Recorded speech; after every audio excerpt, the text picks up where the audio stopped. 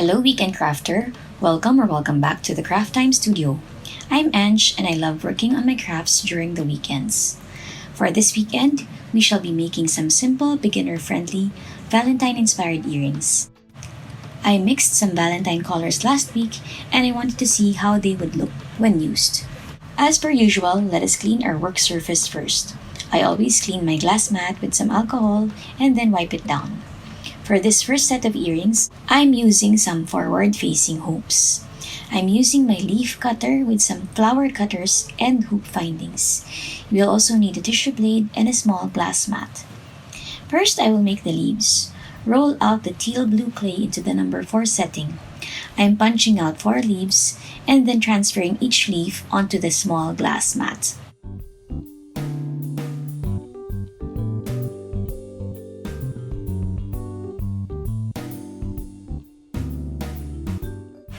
Next, I'm getting the pink gray clay that has been flattened out into the number 6 setting and punching out 2 big flowers.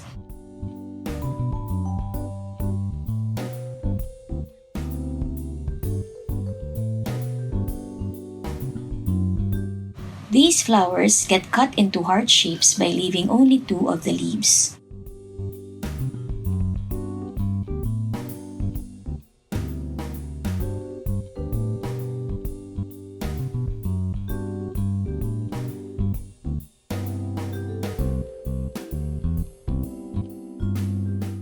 Next, get the punch pink clay and punch 2 smaller flowers.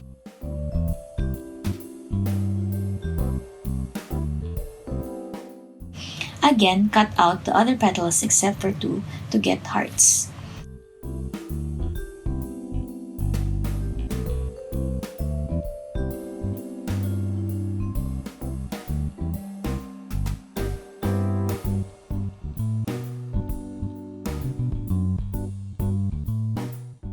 Get the bright magenta clay flattened out into the number 6 setting and punch the next smallest flowers.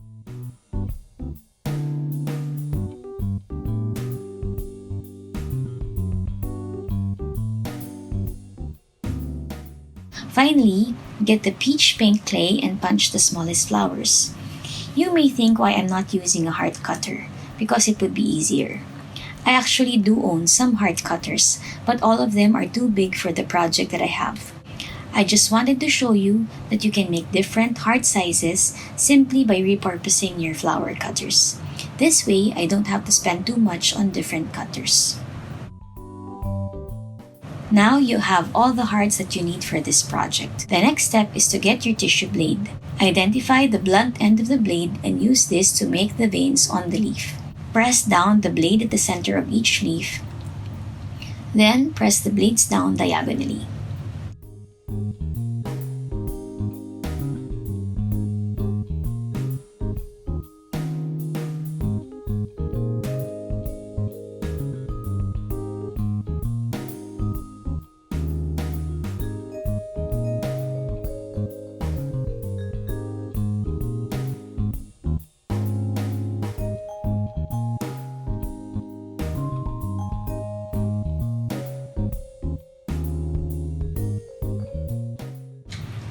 It's time to assemble the pieces to the hoop. First, get the biggest heart. Next, place 2 leaves beside the heart.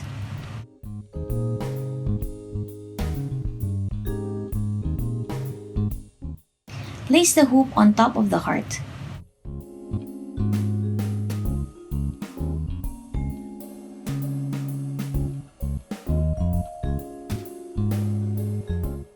As we will be doing a mechanical bond, we will be sandwiching this hoop between 2 pieces of clay. Get the bright magenta heart and spread some liquid Sculpey on it before placing it to the side of the biggest heart. Next, get the peach pink heart and place it on the opposite side of the big heart.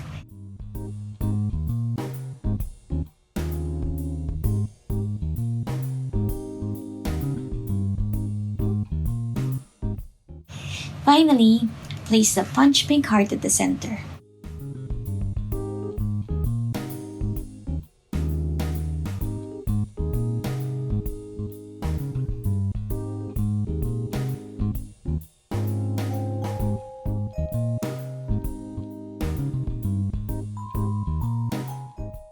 This now gets baked.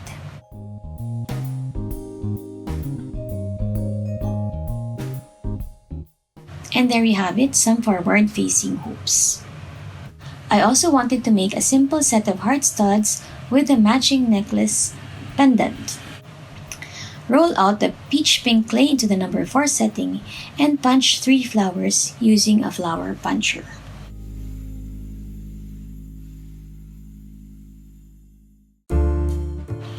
Roll out some punch pink clay into the number 4 setting and get a smaller set of flower cutters. Again, punch 3 flowers. Now it's time to get the tissue blade. Cut off the petals except for 2 petals to make hearts.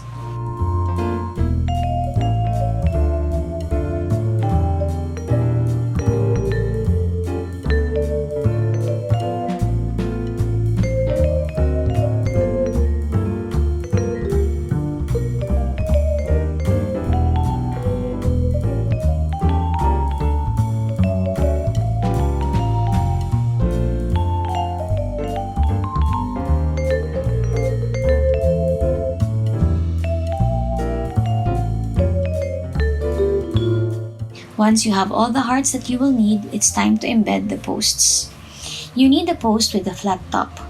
Push this through the bigger heart.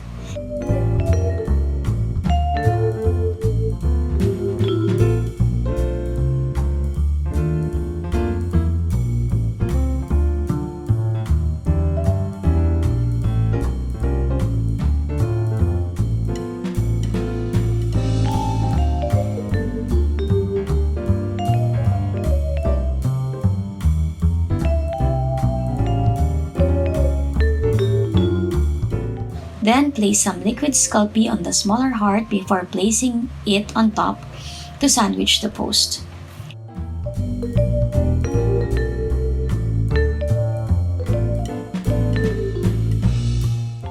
Then to add interest to the piece, I decided that I wanted to texture the heart. I get some medium grit sandpaper and then I place the heart earring top side down to the sandpaper and very carefully press on it, being mindful not to deform the heart.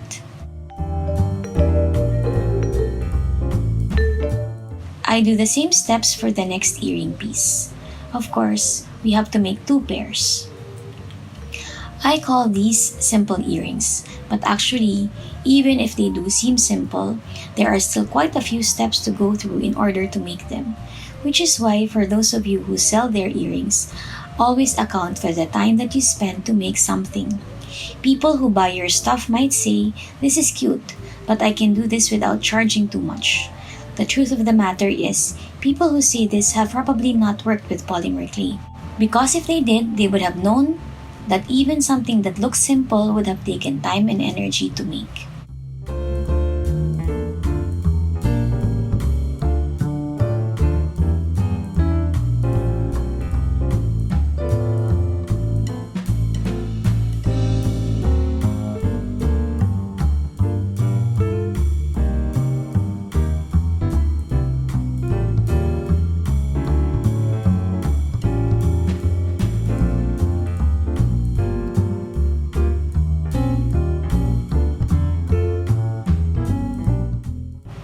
Finally, for a dainty heart pendant, push a pin through the last heart and place the smaller heart on top of it.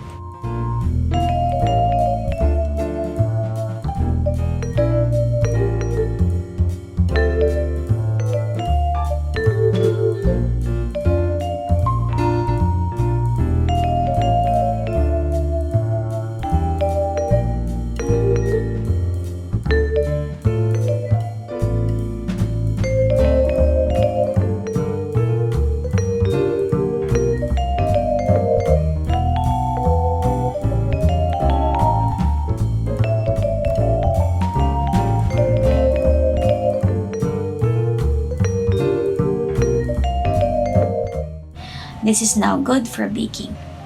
And that is it for my heart earrings without heart cutters.